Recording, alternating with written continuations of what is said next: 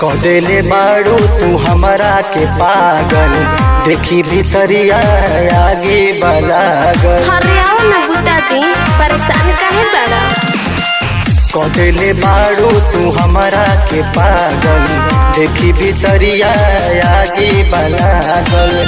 प्यार करे लगा गो फील हो, फील हो। सुनो बनाइले इंस्टा पर रील हो, काढ़लिले लइकन के दिल हो।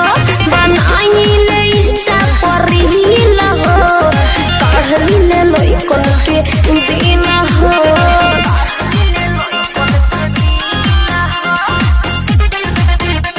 Kamlesh recording studio Mohammadpur.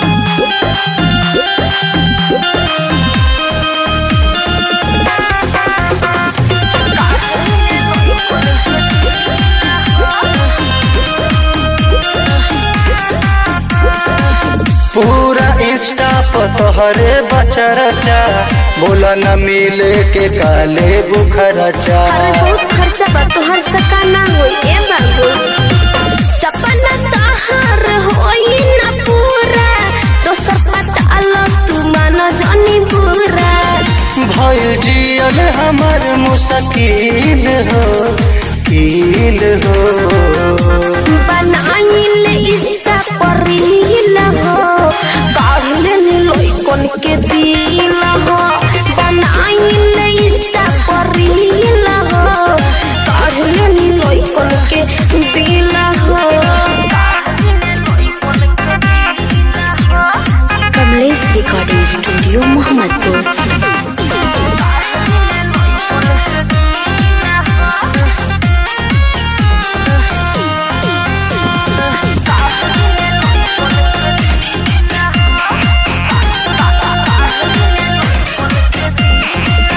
DJ Kamlesh के बाड़ू पसंद हो, बने जा जाने तू रज सवा के धन हो। काहे सपना तर भूला जा, हाँ बानी हम दूसरा के अमानत, प्यार के जाल में काहे बड़ा बानत।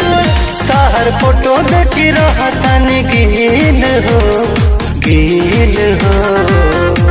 बनाइले इंस्टा पर रील हो, काढ़ले लइकन के दिल